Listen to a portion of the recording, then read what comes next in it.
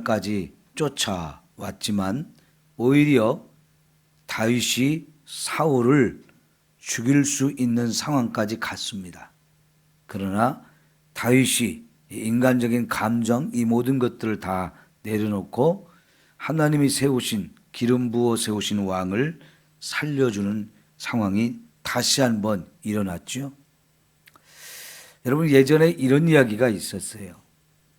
어떤 사람이 활을 들고 숲으로 사냥을 하러 가서 사냥감을 찾다가 높은 나무 위에 앉아있는 독수리를 발견했어요. 그래서 화살을 이렇게 꺼내가지고 독수리를 잡으려고 쫙 조중을 하는데 뭔가 좀 이상한 느낌이 있었어요.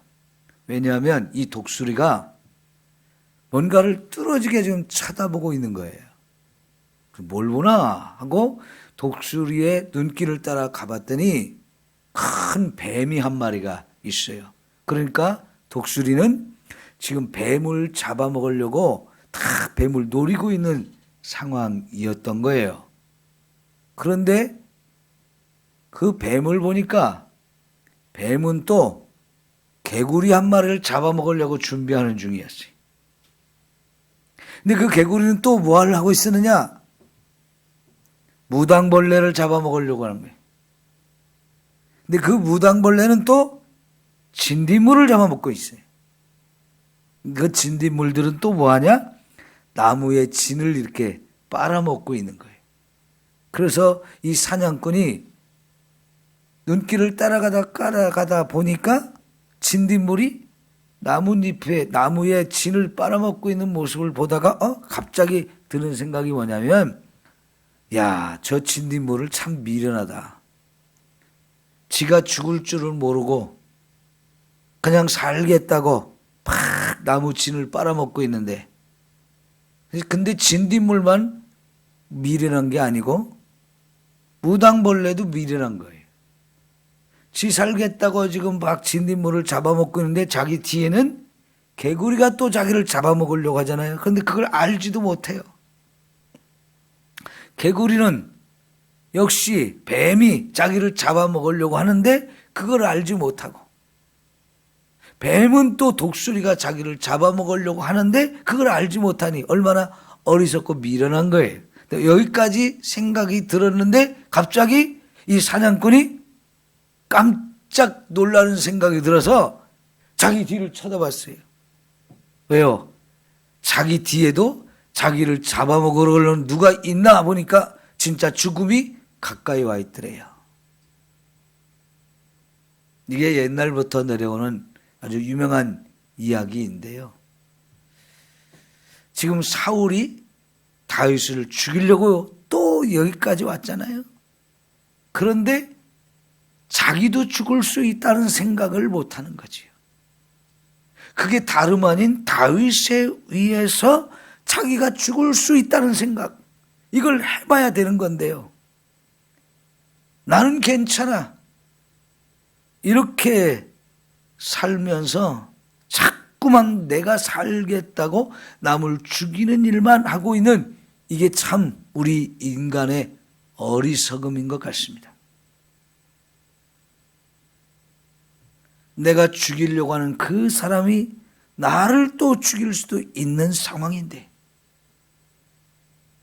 아무리 수많은 군사가 나를 둘러싸고 있고 근데 장관이 나를 철저하게 보호하는 상황이 되어진다 할지라도 여러분, 그거 한순간에 다 무너질 수가 있어요. 그리고 내가 죽음을 당할 수 있는 이 상황이 얼마든지 우리에게 벌어질 수 있는 거지요. 근데 왜 우리는 살겠다고, 살기 위해서만 앞만 보고 가고 있는지, 죽음이 내 뒤까지 바짝 따라와 있다는 사실을 우리가 이렇게 모르고 사는 경우가 참 많은 것 같죠. 사울 왕이 그런 위기에 처해 있었는데 자기는 어떻습니까? 잠만 자고 있잖아요. 여러분, 우리가 깨어있지 않으면 이렇게 됩니다. 내 스스로가 나를 깨우고 바로 서지 않으면 이렇게 한순간에 모든 것이 다 사라지고 모든 것이 물거품이 될 수도 있습니다. 우리 더 열심히 정신 바짝 차리고 살아야 할 줄 믿습니다. 근데 여러분, 사울이 어땠습니까? 죽어 마땅한 사람입니다. 죽어서 이미 없는 사람이 됐어야 돼요. 그런데 다윗이 사울에게 큰 은혜를 베풀어 준 거지요. 엄청난 은혜를 베풀어 준 거예요.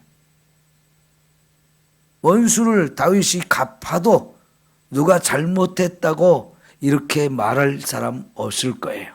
그런데도 다윗이 사울을 귀하게 여기고 자기를 죽이려고 하는 이 원수를 죽이지 않고 살려줍니다.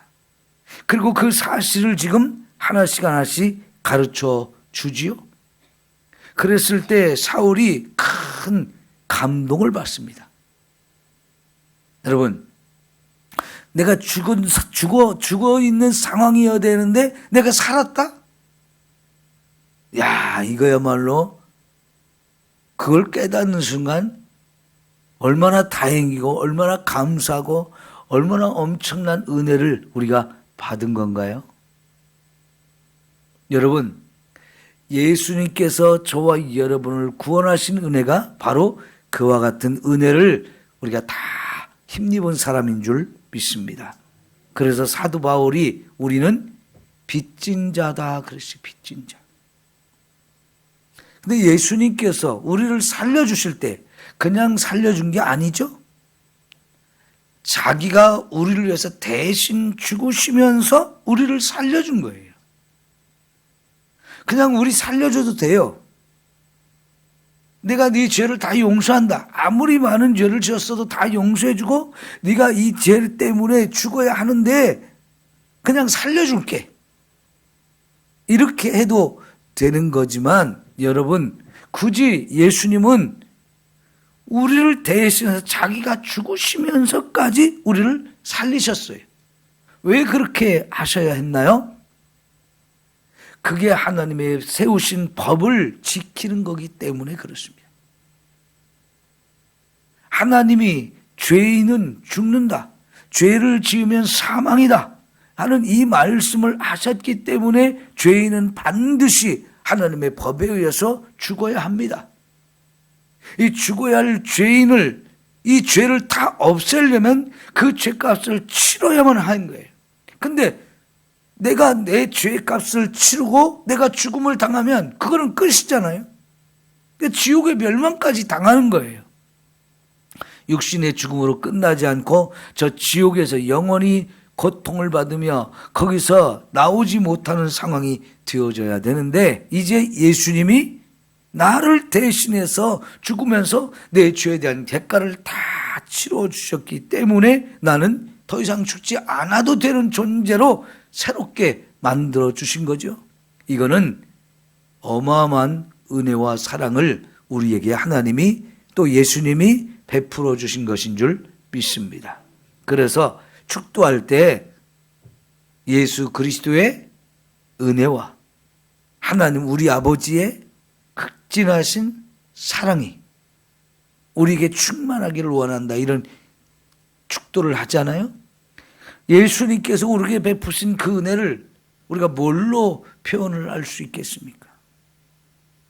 아까 우리가 부른 찬송가처럼 그 거신 하나님의 사랑 말로 다 형용할 수가 없어요.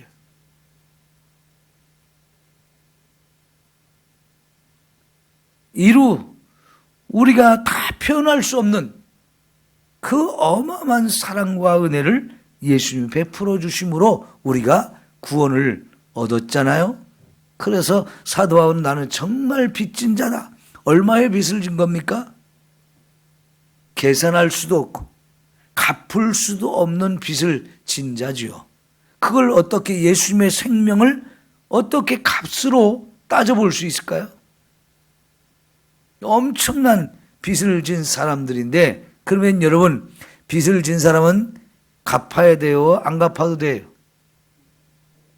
당연히 갚아야죠. 물론 하나님께서는요, 우리에게 이렇게 어마어마한 은혜를 베풀어 주면서 뭔가 받으려고 그런 마음을 가지고, 목적을 가지고 은혜를 베풀어 주는 게 아니지요.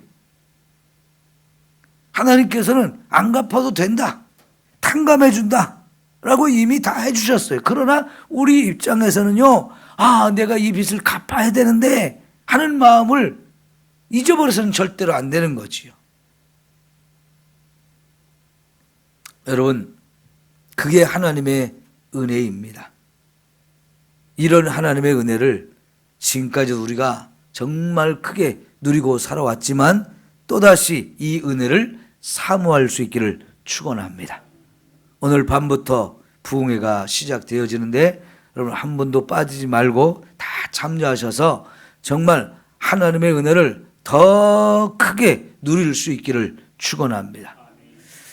요한복음 1장 14절을 보면 뭐라고 그랬느냐면 예수 그리스도는 은혜 위에 은혜가 더 충만하더라 그랬어요. 예? 은혜 위에 은혜가 더 충만하신 분이 우리 예수님이거든요. 그러니까 예수님의 은혜는 지금까지 내가 받은 것으로 다 끝난 게 아니고 앞으로도 우리에게 베푸실 은혜가 어마어마하게 아직도 무궁무진해요. 그리고 그것을 언제든지 우리가 구하기만 하면 부어주시고 또 부어주시고 채우시고 또 채우시는 우리 하나님이신데, 여러분 이번 부흥성회가 여러분이 다시 은혜가 충만해질 수 있는 시간이 되기를 축원합니다. 은혜를 소멸하지 말고 소멸된 은혜를 다시 채워서 정말 은혜가 우리 심령에 가득 채워지는 이런 아름다운 축복의 시간이 되어지기를 축원합니다. 여러분, 여기 사울을 지켜야 할 책임을 진 사람이 누굽니까? 아브넬이라는 사람이에요. 아브넬. 이 사람이 사울의 삼촌이에요. 삼촌.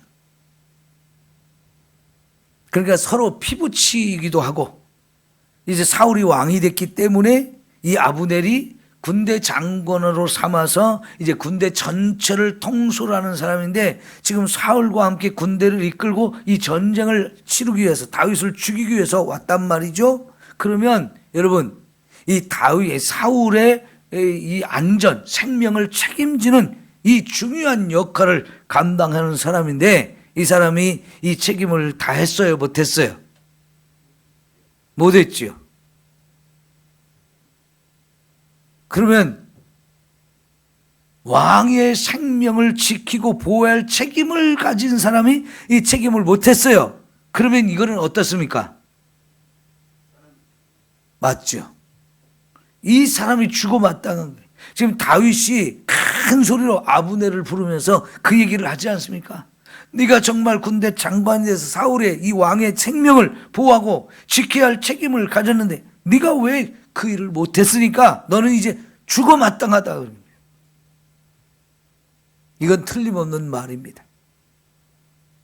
우리에게 주어진 책임을 감당하지 못하면 사실은 그 책임을 져야 되는 일이에요. 그 책임을 어떻게 집니까? 왕의 생명을 책임지지 못했는데 그거는 자기 생명을 내놓는 것 외에는 다른 방법이 없어요.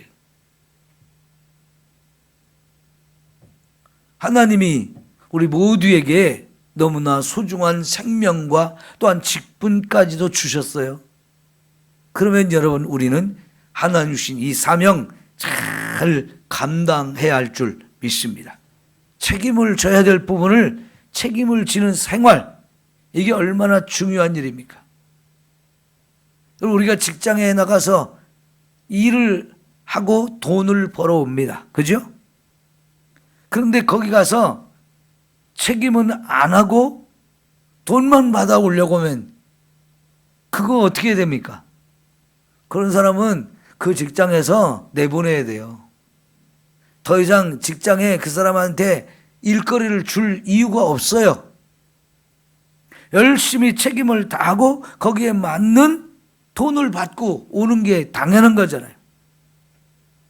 근데 지금 이 사울의 생명을 지켜야 할 책임을 가진 사람이 그 일을 못했으니 다윗의 말대로 이건 죽어 마땅한 일입니다. 오늘 우리의 삶에서 우리가 마땅히 감당해야 할 이 책임을 다하지 못하면 나도 죽을 수밖에 없는 사람이다.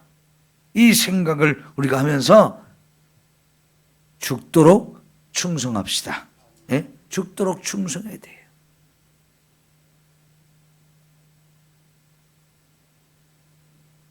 책임이 이렇게 중요한 거예요. 우리 맡겨진 일이 이렇게 중요한 거예요. 하나님께서 우리 모두에게 이렇게 마땅히 주신 사명 잘 감당해야 되는데 그러려면 은혜가 충만해져야 돼요. 하나님의 은혜가 충만하면 아무리 힘든 일도 감당할 수 있어요. 그죠? 하나님의 은혜가 충만하면 남들은 못한다고 하는 것도 얼마든지 우리는 감당할 수 있고요. 그러면서도 마음에는 기쁨과 감사가 더 넘치게 돼 있어요. 그래서 우리가 은혜로 살아가야 돼요. 은혜 안에서 기쁨으로 하나님 주신 힘을 받아서 더 능력 있게 이렇게 모든 사명을 감당할 수 있기를 축원합니다. 마지막으로 하나 더 생각해 보겠는데요.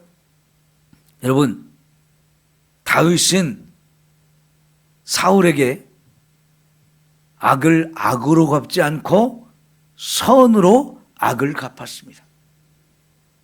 그랬더니 어떻게 됩니까? 사울 왕이 감동을 받아요.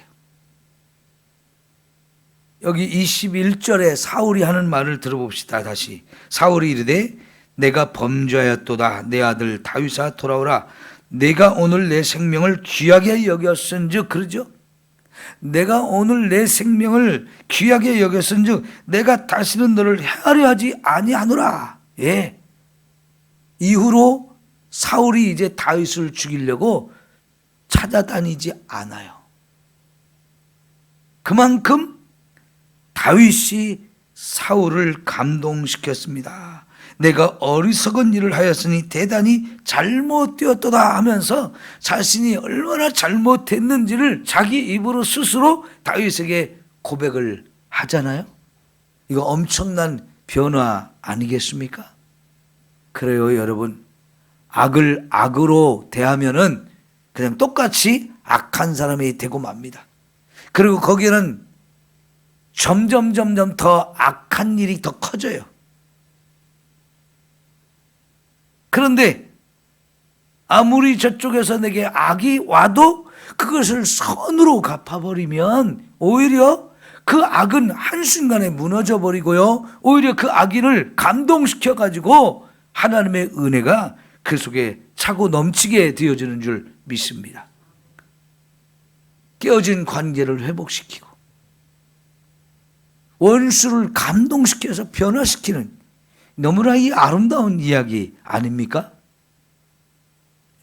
오늘 또 우리가 예수를 믿는 사람으로서 이러한 일을 이루며 살아갈 수 있기를 축원합니다. 네. 선이 악을 이깁니다. 언제나 선이 악을 이겨요.